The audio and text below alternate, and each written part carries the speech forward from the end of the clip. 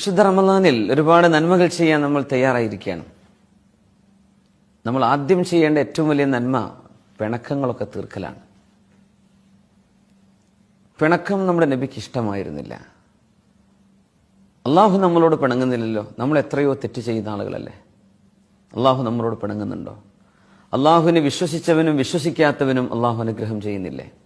അവർക്ക് ഭക്ഷണം കൊടുക്കുന്നില്ലേ? ഒരു നേരം അള്ളാഹുവിന്റെ മുമ്പിൽ തലചായ്ക്കാത്തവന് പോലും ആരോഗ്യം അള്ളാഹു നിലനിർത്തി കൊടുക്കുന്നില്ലേ? അള്ളാഹു പിണങ്ങുന്നില്ലല്ലോ. മനുഷ്യർ തമ്മിൽ പെട്ടെന്ന് പിണങ്ങുന്ന ഒരു പ്രവണത ചില ആളുകളെങ്കിലും ഉണ്ടായിരിക്കാം. ഈ റമളാനിലെങ്കിലും, ഈ റമളാൻ മുതൽ അങ്ങോട്ട് മരണം വരെ പിണക്കങ്ങളില്ലാതാവണം. എല്ലാ വ്യാഴാഴ്ച ദിവസവും തിങ്കളാഴ്ച ദിവസവും മനുഷ്യരുടെ അമലുകൾ, കർമ്മങ്ങൾ അള്ളാഹുലേക്ക് ഉയർത്തപ്പെടുമെന്നാണ്. എല്ലാവരുടേതും അള്ളാഹുലേക്ക് ഉയർത്തപ്പെടും. പക്ഷേ പിണങ്ങിക്കഴിയുന്നവരുടേത് ഉയർത്തപ്പെടുകയില്ല. നബി തിരുമേനി സല്ലല്ലാഹു അലൈഹി വസല്ലം പഠിപ്പിച്ചിട്ടുണ്ട്.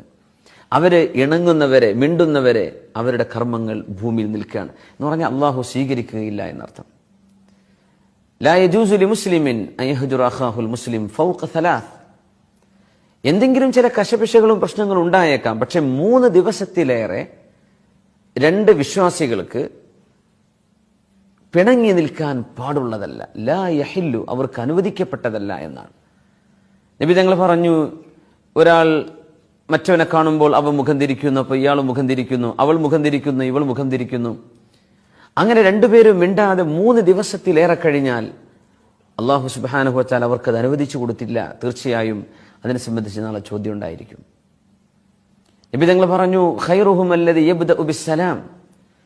നമ്മൾ മിണ്ടാതിരിക്കാൻ ചില നിസ്സാര കാരണങ്ങളായിരിക്കും. ചിലപ്പോൾ അടുത്ത കുടുംബ ബന്ധങ്ങൾ, വളരെ അടുത്തിടപഴകേണ്ട ആളുകൾ, അല്ലെങ്കിൽ ഏറ്റവും നല്ല ബാധ്യതയോ കടപ്പാടുകളോ ഉള്ള നമ്മുടെ അടുത്ത രക്തബന്ധങ്ങൾ, അവരോടൊക്കെ എന്തെങ്കിലും ചില കല്യാണത്തിന്റെയോ സൽക്കാരത്തിന്റെയോ അവിടുന്ന് അത് പറഞ്ഞു, ഇവിടുന്ന് ഇത് പറഞ്ഞു, എന്തെങ്കിലും വീട്ടുകാർ അങ്ങോട്ടും ഇങ്ങോട്ടും പറയുന്ന കുട്ടികളുടെ ചില പ്രശ്നങ്ങൾ, ഇത് കാരണമൊക്കെ പിണങ്ങി നിൽക്കുന്ന വലിയ വലിയ ആളുകൾ. ആ പിണക്കം ഈ റമളാനോട് നിർത്തിയേ പറ്റൂ. നിങ്ങളിൽ ഏറ്റവും ഉത്തമർ ആരാണോ ആദ്യം ചെന്ന് അസ്സലാമു അലൈക്കും എന്ന് പറയുന്നത് അവരാണ്. അവർക്കാണ് ഏറ്റവും വലിയ പുണ്യം. ആരാണോ തുടങ്ങുന്നത്, ഒരാൾ വന്ന് അസ്സലാമു അലൈക്കും എന്ന് പറഞ്ഞു നമ്മളോട് മിണ്ടാൻ വേണ്ടി വന്നാൽ അതിന് സലാം മടക്കൽ നിർബന്ധമാണ്. അതുകൊണ്ടാണ് സലാം പറയൽ സുന്നത്താണ്, പക്ഷേ മടക്കൽ നിർബന്ധമാണ്. ഒരാൾ വന്ന് പറഞ്ഞു എനിക്ക് മാപ്പ് തരണം, നമ്മൾ മാപ്പ് കൊടുത്തേ പറ്റൂ എന്നാണ്. ഒരാൾക്കും പറഞ്ഞുകൂടെ ഞാൻ പൊരുത്തപ്പെട്ട് തരില്ല. ഒരാൾ വന്ന് ചോദിക്കാൻ ഇന്നതൊക്കെ സംഭവിച്ചു പോയിട്ടുണ്ട്, മാപ്പ് ചെയ്തു തരണം, എനിക്ക് പൊരുത്തപ്പെട്ട് തരണം എന്ന് പറഞ്ഞാൽ പൊരുത്തപ്പെട്ട് ഞാൻ തരില്ല എന്ന് ഒരാൾക്ക് പറയാൻ പാടില്ല. തിരുനബി സല്ലല്ലാഹു അലൈഹി വസല്ലം തങ്ങളുടെ ആജ്ഞയാണ്, നമ്മൾ പൊരുത്തപ്പെട്ട് കൊടുത്തേ പറ്റൂ. ആദ്യം ആരാണോ സലാം പറയുന്നത്